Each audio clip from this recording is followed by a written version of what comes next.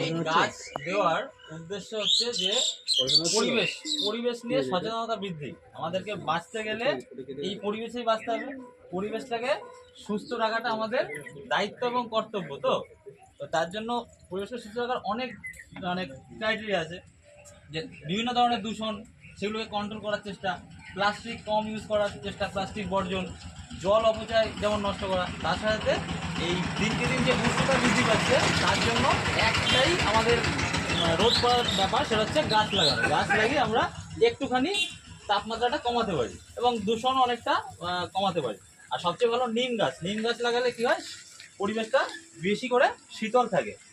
তো তোমরা আজকে আমাদের কয়েকজনের মাধ্যমে এই ইনিশিয়েটিভটা নেওয়া হয়েছে যে বৃক্ষরোপণ এখানেও করলাম। আরেকজন মাস্টার আছে সুজিত কাকু, ওনার কাছে গিয়েও দেবো এবং গঙ্গার ঘাটের ওখানেও দেবো। প্রত্যেকে চেষ্টা করবে আমাদের এই ছোট্ট ক্ষুদ্র উদ্যোগ এটাকে গাছটাকে রক্ষা করা। এবং আমি এই ব্যাপারটা কন্টিনিউ চালিয়ে যাবো, আমি আমার যতদিন বাঁচবো লাইফে এটা চালিয়ে যাব।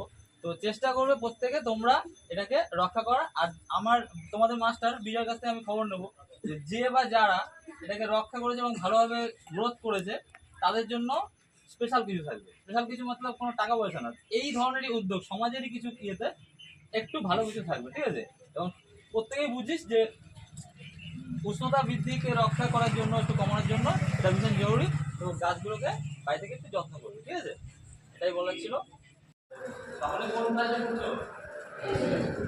কোন ক্লাস? মাধ্যমিক পরীক্ষার জীবনে প্রথম একটা স্কুলের বাইরে পরীক্ষা দিতে যাবে। সবার জন্য আমার শুভকামনা রইল, তুমি ভালো রেজাল্ট করো। তো তোরা জানিস সবাই যে গত 5ই জুন বিশ্ব পরিবেশ দিবস গেল। তো সেদিন আমি বাড়িতে ছিলাম না, ঘুরেছিলাম, সেই জন্য সেদিন প্রোগ্রামটা করিনি। আজই হচ্ছে 7 তারিখ। তো পরিবেশকে রক্ষা করার জন্য পরিবেশ দিবসই একমাত্র দিন না, এটা ছাড়াও সারা বছরই যে কোনো সময় করা যায়। তো আজকে সুজিত বাবুকে ধন্যবাদ যে ওনাকে আমি কালকে জানিয়েছিলাম যে কাকু আপনার স্টুডেন্টদেরকে আমি কিছু গাছ দেবো। তো এটা আমরা 7-8 জন বন্ধুদেরই একটা একান্ত প্রয়াস যে কিছুটা তোমাদের গাছ দেবো, গাছ দান করবো। তো সেটা প্রত্যেকে বাড়িতে গিয়ে লাগাবো। তোমরা জানো যে অনগোয়িং যেভাবে পলিউশন বাড়ছে এবং দিনকে দিন যে তাপমাত্রা বৃদ্ধি পাচ্ছে, তার একমাত্র পথ যে যদি একটু গাছ বেশি লাগিয়ে কিছুটা পরিমাণ অক্সিজেন বাড়িয়ে একটুখানি সেটাকে লাগু করা যায়। আর সবচেয়ে ভালো হয় নিম গাছ লাগাতে হবে, নিম গাছে অক্সিজেনটা বেশি দেয়, ঠিক আছে?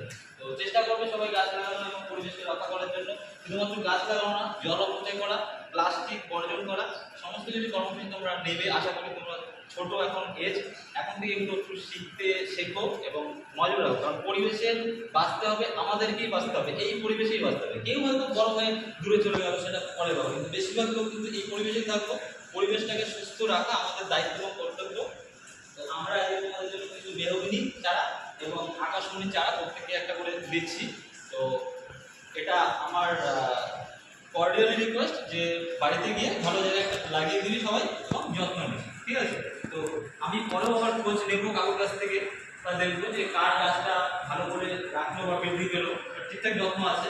তো তার জন্য আরও বেশি গাছ পাবে, ঠিক আছে? এটা তার জন্য একটা গিফট হবে। এবং চেষ্টা করবো প্রত্যেক বছরই নিজামপুরের সমস্ত জায়গায় আমার দাদা হোক, কাকু, যে কোনো মাস্টারদের কাছে, ছাত্রছাত্রীদের মাধ্যমে এই গাছ পৌঁছে দেবে, ঠিক আছে? এটাই আমার বলার ছিল।